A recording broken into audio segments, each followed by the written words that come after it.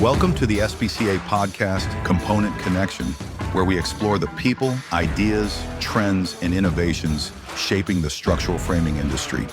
Regardless of how you touch this industry, we're glad you're here. Enjoy the episode. Hello, I'm Sean Shields, Director of Marketing for SBCA, and I'll be your host for this episode of Component Connection. I'm joined today by Ed Robbins, President of P.E. Robbins and a member of the SBCA E&T Committee. In this episode, we're going to talk about the SBCA Knowledge Center and the E&T Committee's role in reviewing the documents published on that online library. Ed, welcome to the podcast. Good afternoon, Sean. It's great to be here this afternoon. I'm so glad to have you here. Let's start, Ed, by briefly talking about you. What made you want to become a professional engineer, and how did you get involved in the truss industry in the first place? Well, I started out going to school for engineering, and because I just love to build buildings and see how they come together and how they're put together. And in the process, one of the classes I had in school had to do with TPI and designing metal plate connected wood trusses. And that back then, when I graduated, there was a metal plate connector manufacturer that was hiring, and that's how I got into the industry. And I've stayed pretty much ever since. I've left the industry and came back. The industry it's really friendly, and I really enjoy all things wood. And, in the metal connector plates, they're used in a lot of areas, just not in roofs and floors. We've used them in a lot of other things like furniture and RVs and manufactured houses. And I've had the opportunity to work in all those areas over the years, and it's just been very enjoyable and rewarding. And I keep coming back because the people just seem to be easy to work with. And I really do enjoy helping them solve whatever their pressure point or pain points are in regards to the building design. Well, Ed, we really benefited, I think, from having your many years of expertise in all of those areas on the E&T Committee. One of the big initiatives that comes to mind with the E&T Committee that they've tackled since you joined is the revision of the BCSI 2025. I'm curious, as a practicing professional engineer, what in your mind is the value of the permanent bracing guidance in that document? It's actually one of the best documents I've ever seen as far as being able to pull everything together as a building designer. It has all the information that's in there up front as to, when you're going to specify a particular product to be used for either whatever it may be, your roof, your floor, or whatever you happen to be designing. It's just an excellent source to lay out the whole process for you and to point out who is doing what and who is responsible for what. And then once you get the system, it's a very good guide to how to make it work with the rest of your building. Because, when we design buildings, we build them from the bottom up, but we design them from the top down. So when you start out with your building, you're always starting with the roof. So BCSI is a great place to start. So now that the E&T Committee has completed the revision of BCSI 2025, the E&T Committee has been reviewing several other technical documents that are then published and for download on the SBCA Knowledge Center, which is a new online library that was created last year. There's over 150 documents on that website right now. I'm curious, though, one of those documents is called Understanding the Snow Load Provisions of ASCE 7, or Code Summary Report number 2503, for those of you who are really into what's on that website. I'm curious, as a practicing engineer and committee member who has reviewed that document thoroughly, what did you find most valuable in the snow load document? Well, I thought it was an excellent source to kind of pull all the changes together. And the E&T Committee coming back and reviewing these documents is pretty important too, because the standards over time keep changing and getting updated. So as we move forward, the building code is generally on a 3-year code cycle. So as they change these requirements and the difference, and then the standards themselves also change. And in this case, it's ASCE 7, which is gives us the basic parameters for, design for wind and snow and seismic and other loads. And this document pulls it together very nicely for the differences or what to expect in the changes. And then also how the changes are differentiated between the IBC and the IRC. And we had this process, about 15 years ago. Well, actually, maybe more like 12 or 13 years ago. Same thing happened with the wind provisions. They updated the standard, and then the codes adopted the standards, and there was significant changes in those standards. And then the codes don't necessarily adopt everything uniformly at the same time. So this document did a very nice job of summarizing those changes and giving some guidance on where to look for more information. Ed, who do you think should be using this document, the snow load provisions of ASCE 7? Is it building designers or truss manufacturers or who? Well, it should start with the building designers first, because we would like them to use this document and other documents like it to get a very well-defined scope of work as to who's doing what they're doing and what the design parameters are. And that starts with the building designer. And so we really want the building designer to use these documents so that when they write up their plan set, that it's clear as to what they want done and how they want it done. And especially with this change here, because we changed some of the ways that the loads are figured, and not only did they change the way they figured the loads, but they also changed the maps and how the maps were used and introduced more maps. So, in a sense, they complicated the process, but the document does a very good job of explaining that. And then it also tells you where to go to get more information and how to find the information you're looking for. So getting the building designers to start with it is an excellent place to go. And then, of course, we want our truss designers to be aware of the document so that when they get ready to input the information to generate their quote for their roof or floor system. And then also we want to follow up at the very end so that the building inspector understands what he's looking at. Mm-hmm. So we get all 3 segments to look at these documents and use them. It should make this process go smoother for everyone. That's what we all want, right? Smoother for everyone. Yeah, it's important to have everybody on the same page, because not every jurisdiction adopts the code at the same time.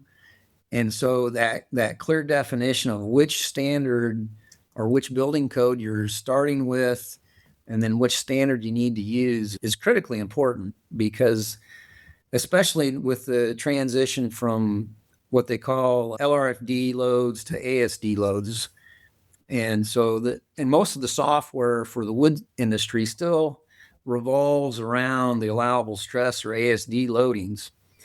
So your truss designers need to be aware of whether the loads that are specified are the limit state loads or the allowable stress loads. And it should be, if they're following the building code, if your building designer follows the building code and puts all the documentation on the plan set that's required, it should be very clear. Interesting. Okay. Well, let's move on to a different document. Differential Deflection Recommendations, or Design Guide 2505. I'm curious, when you reviewed that document, which recently got published on the Knowledge Center, what did you find most valuable in that particular document? Well, it's good. It's an issue, the differential deflection. We don't always see it, but it gives you a good reference for an industry consensus. So as a building designer, after your building's been, hopefully you're aware of these things before you actually approve your building and get it all bid out and ready for construction. But it does give you a good place to go when these questions do come up as to, what's acceptable, what to look for, and what the industry consensus is. And then it also gives you a general guideline of what you can follow. So in that sense, all of the documents available on the SBCA website and the Knowledge Center, they're just an excellent place to go to get an idea of where you should be and what you might want to be looking for, especially if somebody's got a question. And and for me personally, it's one of the places I go and look to first for something I'm not, maybe as familiar with as I would like to be. And that's always a good place to start. You raise a good point, Ed. I mean, as I said, there's over 150 documents on the Knowledge Center website currently. And there, I mentioned there's like code summary reports, there's design guides. There's a lot of different types of technical documents on this website. You've reviewed several of them. These aren't all just documents for truss designers or just for building designers, right? Depending on the document, they cater to several different audiences, several at the same time sometimes, right? Oh, yeah, absolutely. When people have, especially when there's issues in the field, whether it be a code official or a contractor, when they have issues or they're looking there's just a lot of different things like the truss uplift, interior partition separation, to name a few. And people see these things and then they, especially when you're in your inspection phase on your project. And so questions are getting asked. And so I usually, when I get these calls, I start pointing people to this resource center because it just covers a lot of stuff and it gives you a baseline to start with. And a lot of industry standards are there and best practices. And if you get to looking, sometimes a lot of your questions or questions that people have are already answered on the site. So that seems to streamline a lot of things once you get into the production process. Yeah, so I mean, this is a valuable tool not only for building designers like yourself, but also for the component manufacturer who is probably fielding a lot of those types of questions, right? Absolutely, especially, from the contractors and or the authorities having jurisdiction on their inspection side when, things aren't maybe as clear as they would like to be, or there are questions that come up. Once you can get all the information and what the issue is or whatever problem it is, and then go take a look in the Knowledge Center, there's a good chance that a lot of times what your questions that you have are in there. And you can get the answers you're looking for. Ed, one other point I think it's important to stress is, I mentioned at the front end, the reason why I brought you on to sort of talk about some of these things is that the E&T Committee has reviewed many of these documents. And this is sort of there's lots of different sources of this information. Some of it is existing documents that have been around for a long time and they just needed sort of a refresher. Some of them have been created more or less from scratch or combinations of different documents that have existed in the past. But you mentioned the term best practice. And I think that's interesting because the E&T Committee is made up of a lot of professionals like you, right? A lot of industry veterans. You all bring different perspectives to bear in reviewing these. When you review these documents, is it just sort of like you guys are rubber stamping it, or are you really getting into the weeds in some of this stuff and making sure it's right? No, we're getting into the weeds on some of it because, as time has gone along, this industry has really, developed a lot, probably in the last 3 decades as to, how things are done, why things are done. And especially with the code changes that we've seen especially over the last 25 years, due to the more knowledge that the industry gets on, what works and what doesn't work, a lot of these documents need to be updated.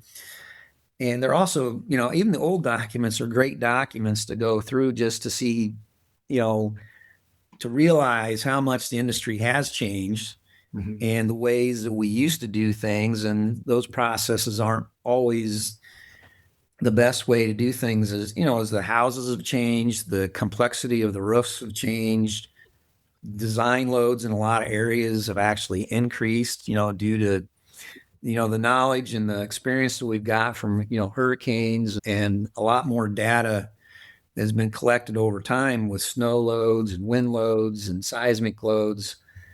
So, the E&T committee, we take a look at where we've been, and based on a lot of we have a lot of experience on the committee with the engineers and the component manufacturers and, people who are, working on these projects on a daily basis, and they are very familiar with the changes that have occurred.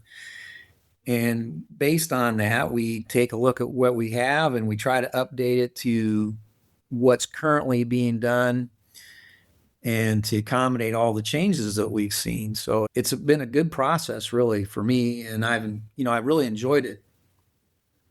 Not just from, a technical perspective, but just being able to see all the different perspectives that are brought into these documents from the different segments of the industry.